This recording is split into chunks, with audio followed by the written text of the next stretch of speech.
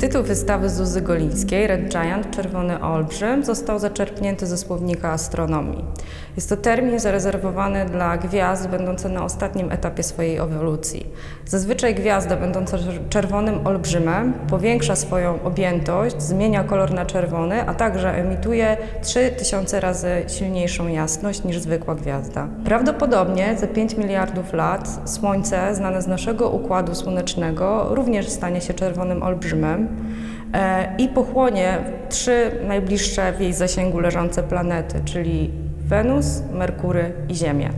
Obierając taką ponadplanetarną perspektywę, można stwierdzić, że koniec jest tylko i aż kwestią czasu.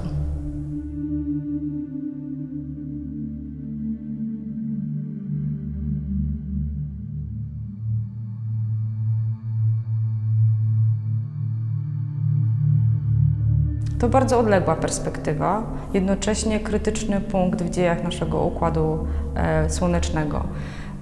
Spektakularne końce to coś bardzo dobrze nam znanego. Apokaliptyczne wizje znamy z przesłań kultury, z gier komputerowych, z literatury science fiction, z filmów katastroficznych. Jesteśmy do takiej wizji przyzwyczajeni. Tymczasem aktualna nam sytuacja, kryzys klimatyczny, którego doświadczamy, pokazuje, że te zmiany nie mają charakteru spektakularnego, są procesualne, a nasz lęk często powoduje, że nie możemy się im przeciwstawić.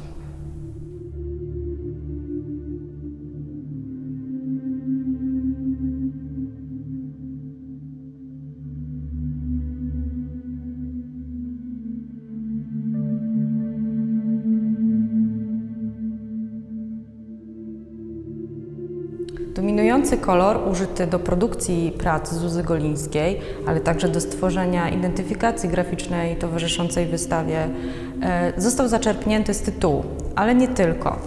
W trakcie produkcji wystawy i w trakcie jej tworzenia przez Kalifornię przetoczyły się olbrzymie pożary, które pochłonęły ponad 1,6 miliona hektarów. Na skutek czego na kilkadziesiąt dni nad Kalifornią niebo zmieniło kolor na pomarańczowo-jaskrawo-czerwony. Podobny kolor miał proszek używany do substancji gaśniczej, którą gaszone były pożary, na skutek czego powstawały przedziwne krajobrazy, zgliszcza skąpane w pomarańczowym kolorze.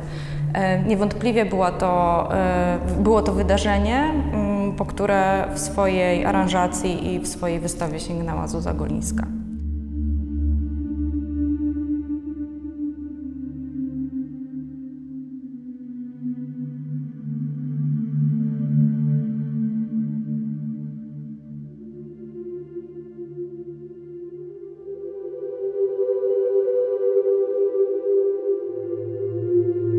Artystka często określa tę wystawę jako wystawę siostrę innego projektu, prezentowanego w 2019 roku.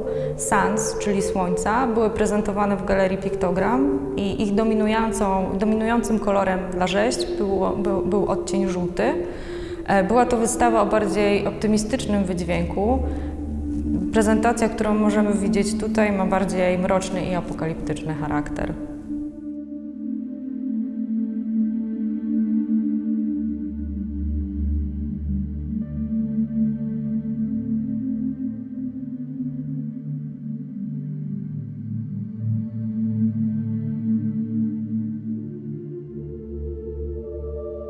Zuza Golińska to artystka, która często pracuje z przestrzenią. Ważny dla niej jest aspekt architektury i jej oddziaływania na nasze ciało, jej opresyjny często charakter. Podobnie było w przypadku schronu przeciwlotniczego, w którym mieści się obecnie Muzeum Współczesny Wrocław. Jest to przestrzeń bardzo specyficzna, również pociągająca za sobą różne apokaliptyczne skojarzenia.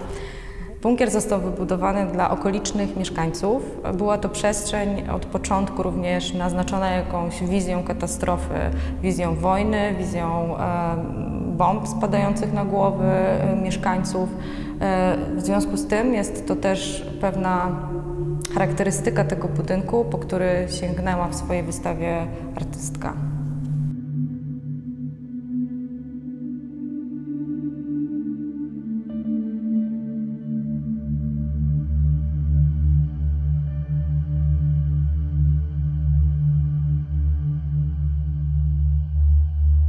Na wystawie Red Giant zostały zaprezentowane dwie serie prac. Jedną z nich są terytoria, drugą totemy.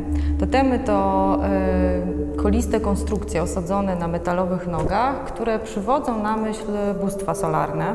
Takie, być może którym lub podobnym, biły pokłony ludy z rewolucji neolitycznej.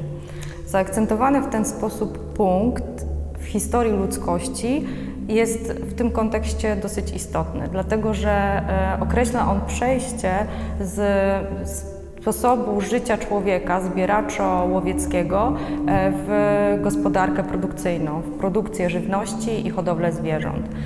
To punkt, w którym zmienia się bieg historii, ponieważ człowiek zaczyna zmieniać krajobraz i zaczyna zmieniać środowisko naturalne, w którym funkcjonuje.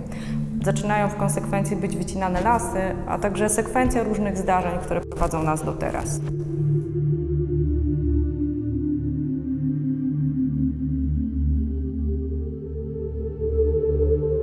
Terytoria to druga seria zaprezentowana na wystawie Red Giant. Umieszczona została w charakterystycznych przejściach, przepruciach ściany w przestrzeni ekspozycyjnej na poziomie 0.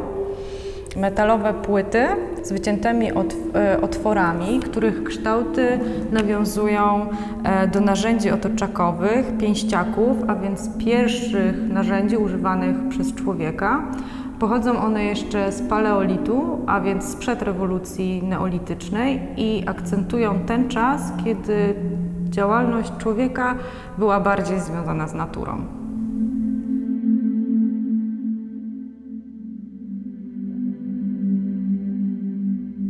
Ciekawym wątkiem jest strategia artystyczna pracy Zuzy Golińskiej. Do stworzenia rzeźb weszła we współpracę z robotnikami ze Stoczni Gdańskiej. Artystka często współpracuje z robotnikami, z rzemieślnikami, można powiedzieć, ginących zawodów.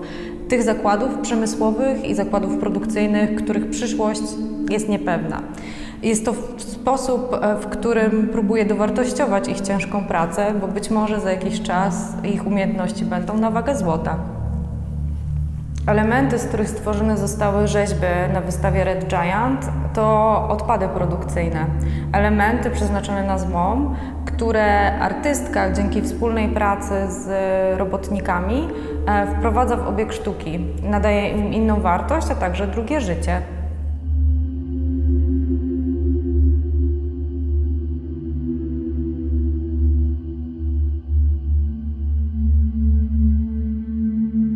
Elementem spajającym całość wystawy jest identyfikacja graficzna zaprojektowana przez Karolinę Pietrzyk. Projektantka użyła dwóch projektów do zwizualizowania idei wystawy. Pierwszy z nich reprezentuje bardziej racjonalny sposób patrzenia na rzeczywistość, drugi jest bardziej prymitywny i odnosi się do tego, co nieuświadomione. Projektantka Karolina Pietrzyk użyła bardzo charakterystycznego, stworzonego przez nią samą fontu, który jest bezpośrednim nawiązaniem do rzeźb Zuzy Golińskiej, a konkretnie do patyczaka, którego możemy oglądać w głębi wystawy.